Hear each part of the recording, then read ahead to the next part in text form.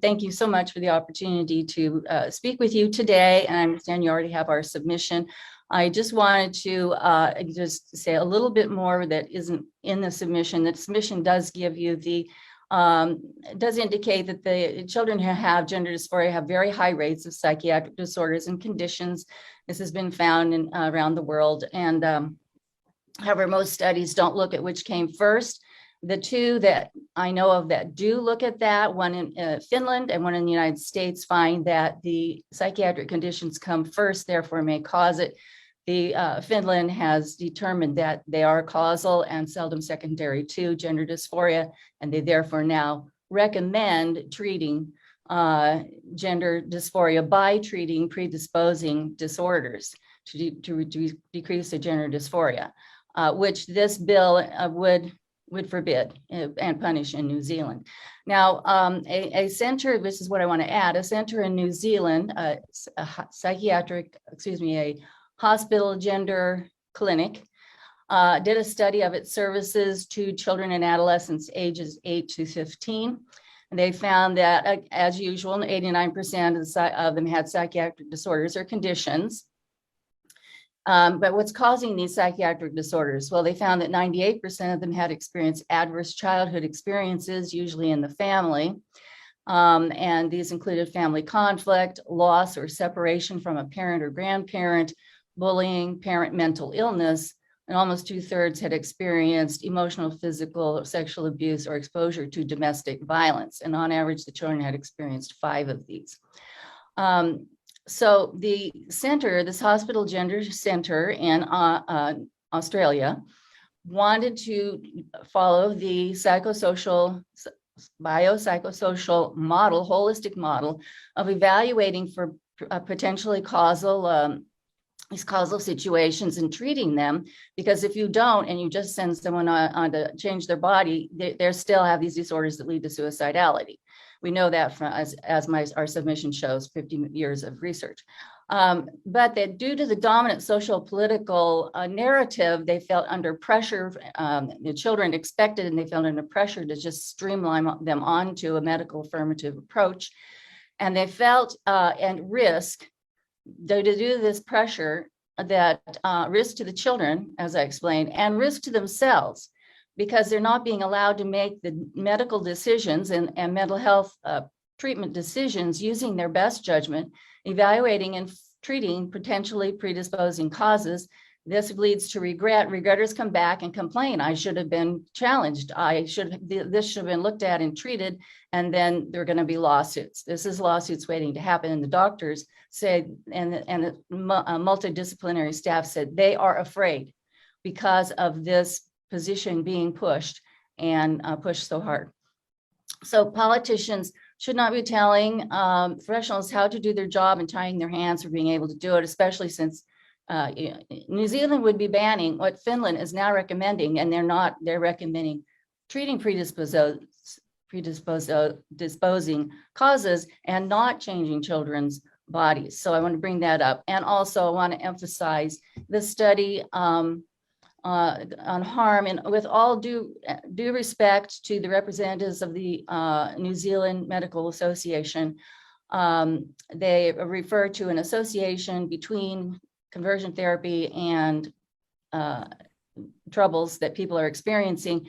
The only study that tells us which comes first is the one that we presented in our submission, and it found that the suicidal rates were higher before therapy than after therapy. So people who have health problems, who have mental health problems, who are suicidal, are more likely to go to therapy than people who don't. And this therapy has many benefits. It actually decreased suicidality dramatically so for adults. And people went to therapy and they were helped. This was a study on people who identified as LGB. People who were former LGB were not allowed to participate. People had changed. So it's actually a nationally representative study on data put together by gay affirmative researchers, showing that people who do not change through their sexual attraction through therapy are actually helped to be less suicidal. They actually benefit. So I wanted to bring those to your attention. And if Mike can come on yet, I hope he is able to be successful. And if he's not, then I'll go ahead to questions. I'm here, Laura. Thank you. Good. Good morning, ladies and gentlemen. Thank you very much for the opportunity. I'll be very brief, just to say that I represent the International Federation for Therapeutic and Counselling Choice that works in 25 different countries around the world. Today is my wedding anniversary, and we have been married for 42 years. And that's been possible because at a point in my life, I needed to seek the professional help of counselors and psychotherapists because I was conflicted in my area of sexuality around homosexuality. And the reason why I'm passionate about protecting and preserving the rights of former LGBT persons to have access to professional help is because I was given help. I was given a safe space. I was able to explore my issues, and I was helped through my difficulties. And so in closing, I would just submit to you that I think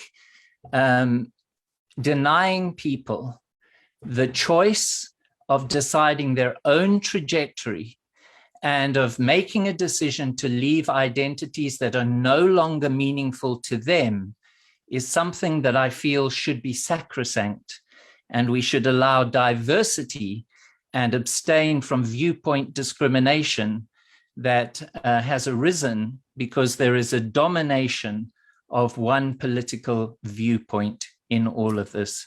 Thank you very much for the opportunity to speak. Thank you, and thank you for sharing a personal story. I appreciate that sometimes is difficult when we're on a public platform, so thank you. I have a question from Dr. Elizabeth Kitty. Hilda, thank you from wherever in the world you're beaming into us to make this presentation. United States. Let's see. Firstly, we've got extensive research in New Zealand that shows that the level of suicidality comes from the discrimination against people with diverse genders, sexualities, and sex characteristics. So we find that that's a core thing. I just wondered if you could clarify where you think the bill precludes people getting the support they need in whatever form that is. Because at the moment, practices are against those who do want to live a life in their, and however they are. So if we stop it for those people, how do you think it wouldn't be stopped for the people you're talking about? We're trying to stop a harmful practice but allow good quality counselling and therapy. Okay, so by the way, I looked at that study, and it says there's a correlation between people who are gender dysphoric and people who have the problems that you stated. But it can't tell you what the direction of cause is. That's the way it is with many studies. And researchers know correlation does not equal causation. You have to know which comes first in order to know what the cause is. Inferences are being made about cause, but it's not actually a lot scientific to do so. That's an assumption that's being made, and the studies that do tell us which come first say that the psychiatric problems come first. Okay, so what's being called conversion therapy today by contemporary professionals is simply standard therapy that addresses potential predisposing causes and treats them. That's it. I've talked to therapists around the world, over 50 countries, and that's all they're doing. And so anything that's other than that would be harmful, it's coercive or aversive, we don't do it. We don't agree with it. And we think it's already unethical and illegal to do it. And that people should be, but any effort to help someone reduce or change or shift their same-sex attraction or behavior is prohibited by this law. Okay, so but just to clarify, you are saying that the intent of the law, the bill to stop coercive practices, you actually do agree with that? We don't practice that. We don't do it. It's against our ethics of our organization. But in you're, fact, we're not suggesting you do it. Of course not. It's always somebody else. But We should all actually be don't know supporting people who are it. You doing support it. the core of the bill, though. No, Are you suggesting nobody's doing it? we don't see it. We talk to therapists around the world. Go ahead, Mike. There's nobody in Britain who is claiming to do conversion therapy. This is a pejorative term invented by an LGBT activist in the APA in 1993. Douglas Haldeman first captured the term, but it is not a term that we own. We should all be against poor therapy. We should all be opposed to anything that damages people. But we have to get the balance right in terms of preserving the rights of people who want to walk away from identities and practices that they no longer find satisfying. That's why we exist. I've talked to therapists in over 50 countries and former LGBTs, and none of them say that they've experienced this or done it. So I've sat in legislative hearings. I've heard people tell stories of something that was done to them. I don't know anybody who does those things, any therapist who does those things. That's not characteristic of us. So just to clarify again, you've heard actual people talking about their experience, but because you personally don't know the therapist, therefore it does not happen? I am in the professional organization in the United States and internationally. None of our therapists do these things. So we do not agree with them. We don't do them. They're not, what I'm saying is they are not characteristic of us and what we do. Thank you. I've got one more question. Just do you represent groups in New Zealand? I see you're both from the UK and the United States, but just interesting your interest in submitting on this bill. Do you have people who practice your types of therapy in New Zealand? We have clients in New Zealand who have moved away from unwanted same-sex attractions and who identify now as former LGBT. And our interest is just that this is something that is important in the Western world, and we want to be present and to offer our point of view. And can I also ask, is there any theological or religious base in terms of your organisation? No, we're not a religious organization. Our conferences do not begin with prayer. That's not how it is. There are many, many religious and Christian and other faith people who are associated with us, but we do support Judeo-Christian values in terms of the understanding of marriage, family, and the human body. But we're not a religious organization. Mm-hmm. Yes, I've got a question from religions. I've got a question from Lewis Wall, and just quickly, I'll just check with committee members, as Lewis is not a permanent member, just seeing if seeking leave of the committee for Lewis to have the right to be able to ask a question. Thank you. And last question, we've gone over time, so try and keep Kia ora. Tēnā kōrua, thank you very much for your contribution. I guess we have provided for health practitioners within the context of this legislation to be able to practice within their scope of practice.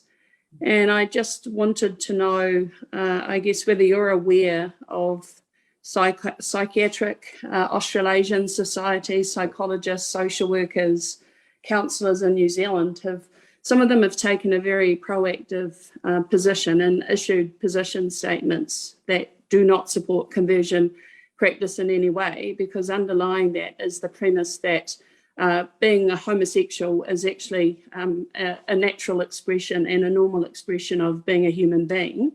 And there are no organisations, health practitioner-based organisations, who have a scope of practice that enable conversion therapy.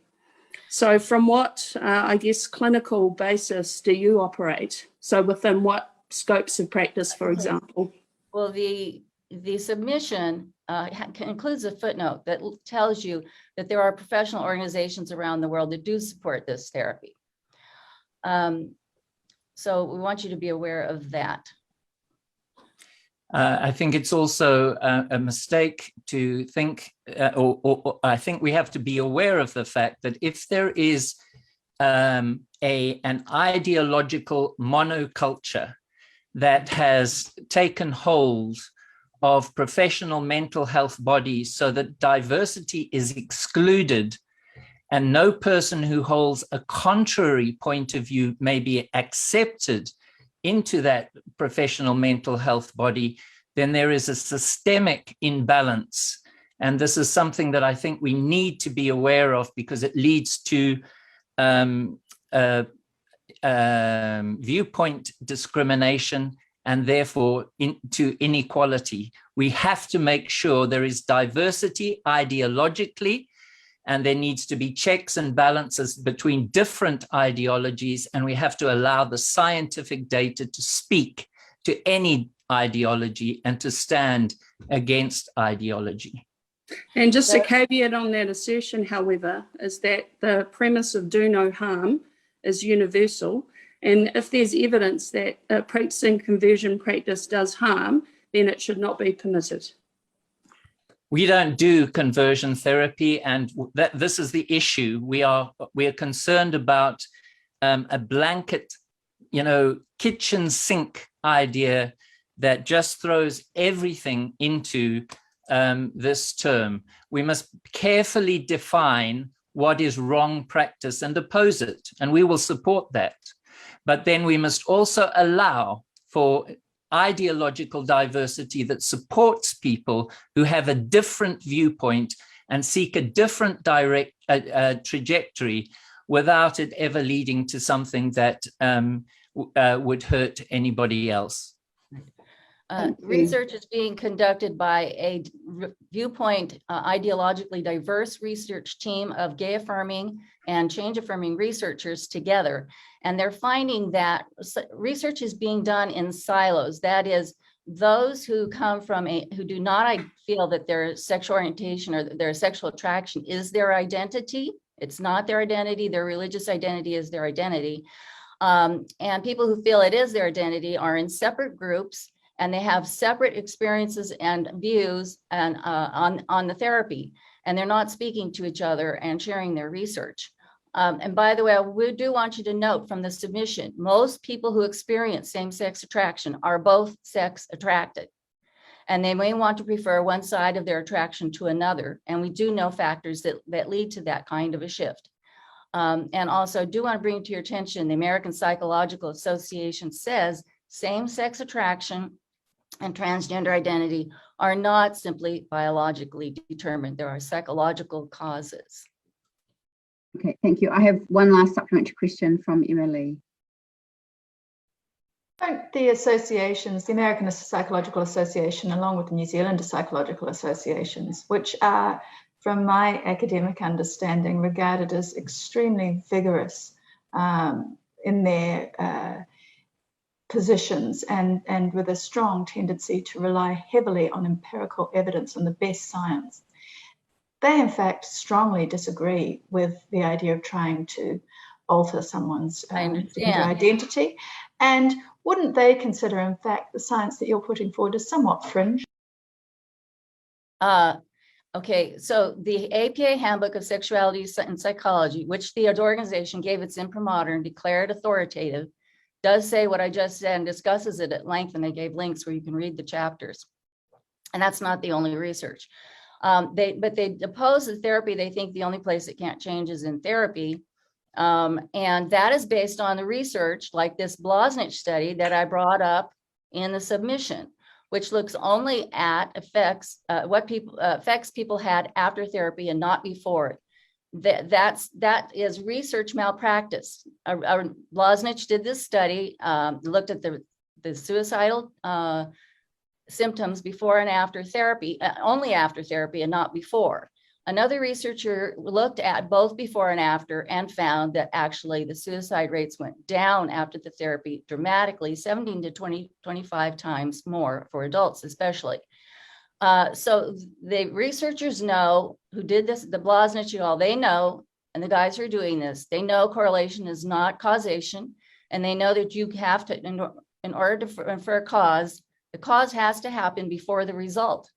So they're violating two scientific principles and they know it. They had the data. They chose not to use it, and they're responsible for that. Then they pile up studies to follow the exact same recipe.